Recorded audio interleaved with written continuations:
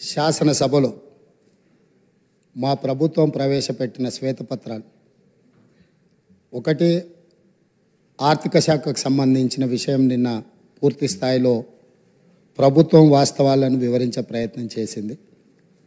సరే, ప్రతిపక్షంగా వాళ్ళు తమ తప్పిదాలను కప్పిపుచ్చుకోవడానికి ఎదురుదాడి చేసినామని అనుకుంటున్నారు. ఆ ఎదురుదాడి రాష్ట్రానికి ఎంత నష్టం తెచ్చిపెడుతుందో ఇప్పటికి కూడా వాళ్ళు అర్థం చేసుకోలేదు, మారలేదు. ఈరోజు కూడా మా ఉప ముఖ్యమంత్రి గారు తెలంగాణ రాష్ట్ర ఇంధన శాఖ శ్వేతపత్రాన్ని ఈ సభలో ప్రవేశపెట్టి సభ్యులందరితో చర్చ చేసి తెలంగాణ రాకంటే ముందు ఉన్న పరిస్థితి, తెలంగాణ రాష్ట్రం వచ్చిన తర్వాత గత ప్రభుత్వం 9.5 సంవత్సరాలలో తీసుకున్న నిర్ణయాలు, ఆ నిర్ణయాల వల్ల వచ్చిన ఫలితాలను, దుష్ఫలితాలను సభ ముందు పెట్టడం ద్వారా, ఎందుకంటే ఏ రోజు కూడా 9.5 సంవత్సరాలలో ఆనాటి ప్రభుత్వం వాస్తవాలను సభ ముందు పెట్టడానికి కానీ చర్చించడానికి కానీ ముందుకు రాలే. ఈరోజు ఎందుకు ఈ వాస్తవాలన్నింటినీ ముందలు పెడుతున్నాము? ఒక మనిషి ఆసుపత్రికి వెళ్ళి హెల్త్ చెకప్ చేసుకుంటే ఎక్స్రే నుంచి స్కానింగ్ వరకు అన్ని రిపోర్ట్లు తీసుకుంటేనే, బ్లడ్ టెస్ట్ కానీ అన్ని టెస్టులు చేయించుకుంటే, హెల్త్ చెకప్ చేయించుకుంటే ఆ వ్యక్తిలో ఉన్న బలాలు బలహీనతలు అన్నీ తెలిస్తే డాక్టర్గా వారికి వైద్యం అందించడం సులభం అవుతుందని చెప్పి హెల్త్ చెకప్ చేస్తాం. అట్లానే ఈరోజు విద్యుత్ శాఖను పూర్తి స్థాయిలో స్కానింగ్ చేసి వాస్తవాలను వారు ముందల పెట్టి వారు తప్పులు జరిగిన వాటిని అర్థం చేసుకొని అవగాహన లోపం వల్ల జరిగిందా, ఉద్దేశపూర్వకంగా జరిగిందా, ఇవన్నీ ఒక చర్చలో బయటకు వస్తాయి. కాకపోతే వాస్తవాలను ఒప్పుకొని హుందాగా 10 సంవత్సరాలు పరిపాలన చేసిన అనుభవం ఉంది మాకని పదే పదే చెప్తారు. ఆ అనుభవాన్ని ఇప్పుడైనా తెలంగాణ రాష్ట్రంలో విద్యుత్ సరఫరాలో, విద్యుత్ ఉత్పత్తిలో సామర్థ్యాన్ని పెంచుకోవడానికి వారు ఉపయోగించుకుంటే బాగుండేది. నేను సూటిగా 3 అంశాలను ప్రస్తావించదలుచుకున్నా. మాజీ మంత్రి జగదీశ్వర్ రెడ్డి గారు ప్రభుత్వానికే సవాల్ విసిరిండ్రు, మీరు విచారణకు ఆదేశించండి, మేము సిద్ధంగా ఉన్నామని. నేను వారిని మనస్ఫూర్తిగా స్వాగతిస్తున్నా.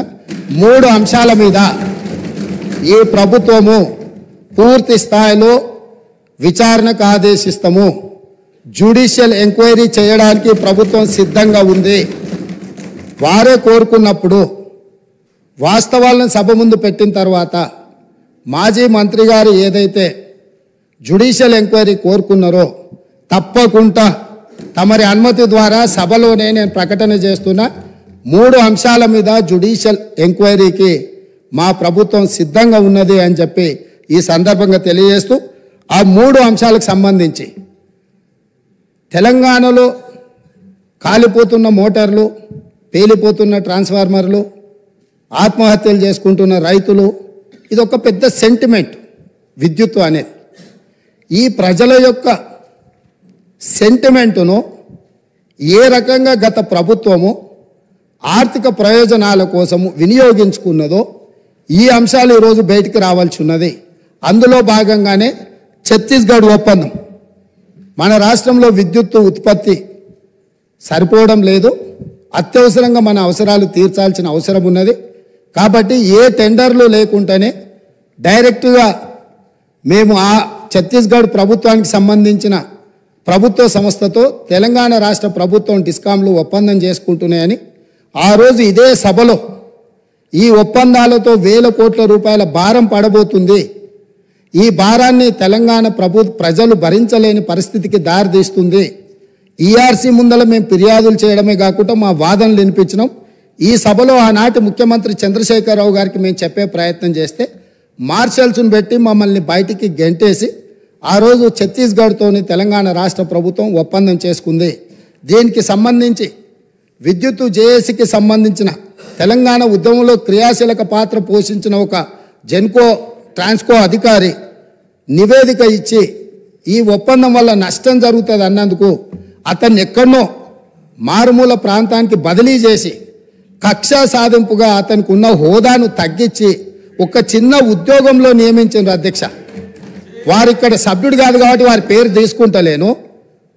సంస్థలో పనిచేస్తున్న ఉద్యోగి అనుభవంతో తెలంగాణ ఉద్యమంలో విద్యుత్ జేఏసీని క్రియాశీలకంగా ముందుకు నడిపించి ఉద్యమంలో ముందున్న వ్యక్తిని తెలంగాణ రాష్ట్రం వచ్చిన ఎంబడే శిక్షించి ఎక్కడో మారుమూల ప్రాంతానికి బదిలీ చేసి ఉన్న హోదా కంటే అతనికి డిమోషన్. తెలంగాణ ఉద్యమంలో పాల్గొన్న వాళ్ళు తెలంగాణ రాష్ట్ర సాధనలో క్రియాశీలక పాత్ర పోషించిన వాళ్ళను మనం సమర్థించి అవసరమైతే ప్రమోషన్ ఇవ్వాలి. ఒకవేళ ప్రమోషన్ ఇవ్వడానికి మీకు మనస్కరించకపోతే ఉన్న హోదాలనైనా ఉంచాలి. అలా కాకుండా శిక్షించి బదిలీ చేసిండు. అతను కూడా ఆనాడు ఈఆర్సీ ముందు తన వాదన వినిపించిండు. ఆ వాదనను పెడచెవిన పెట్టి ఛత్తీస్గఢ్ ఒప్పందం చేసుకుండ్రు. ఈ ఛత్తీస్గఢ్ 1000 మెగావాట్ల ఒప్పందం 3/11/2014 నాడు ఏదైతే ఒప్పందం మీద సంతకం చేసిండ్రో ఈ నివేదికలోనే ఉంది. నేను కొత్తదేం చెప్పడం లేదు, వారు చూసుకోవాలి. పేజీ నెంబర్ 11, 12లో ఉన్న వాటిని. అసలు ఈ విద్యుత్తు వినియోగించినా వినియోగించకపోయినా అదేవిధంగా విద్యుత్తును రవాణా చేయడానికి వినియోగించాల్సిన కారిడార్ను పర్మనెంట్ ఒప్పందం చేసుకోవడంతో విద్యుత్తు సరఫరా అయినా కాకపోయినా దాదాపుగా 1362.424 కోట్ల రూపాయలు ఈరోజు ప్రభుత్వం మీద భారం పడ్డది. ఆ విద్యుత్తు కొనుగోళ్లలో ఆనాడు కేంద్ర ప్రభుత్వము మనకు తక్కువ ధరకు విద్యుత్ ఇవ్వడానికి సిద్ధంగా ఉన్నా పెడచెవిన పెట్టి మీరు మీ ఆలోచనతో మీ అవగాహనతో మీకు ఎలాంటి ఉద్దేశాలు ఉన్నాయో నాకు తెలియదు. ఆ ఉద్దేశాలు ఈరోజు విచారణతో బయటికి రావాలి. కాబట్టి రేపు జరగబోయే జ్యుడిషియల్ ఎంక్వైరీలో ఛత్తీస్గఢ్తో తెలంగాణ రాష్ట్ర ప్రభుత్వం చేసుకున్న ఒప్పందాల మీద 100% విచారణకు ఆదేశిస్తున్నాము. ఈ ఛత్తీస్గఢ్ 1000 మెగావాట్ల విద్యుత్తులో జరిగిన కుంభకోణము, నిర్లక్ష్యము, ఈరోజు ఛత్తీస్గఢ్లో ఏవైతే కేసులు నడుస్తున్నాయో ఈరోజు వాళ్ళు ఫిక్స్డ్ కాస్ట్ వేరియేషన్ కాస్ట్ని లెక్కలేసి వాళ్ళు ఏ అదనంగా అడుగుతున్నారో ఏ పరిస్థితులు ఉన్నాయో అక్కడ ఛత్తీస్గఢ్ ఈఆర్సీ ముందలో జరుగుతున్న కేసులు ఏమున్నాయో వీటన్నిటిని పూర్తి స్థాయిలో విచారణ చేయడం ద్వారా మొత్తం వాస్తవాలను బయటకు తీయాల్సిన అవసరం ఉంది. ఛత్తీస్గఢ్ ఒప్పందం మీద ఈ ప్రభుత్వం విచారణకు ఆదేశిస్తుంది అధ్యక్ష.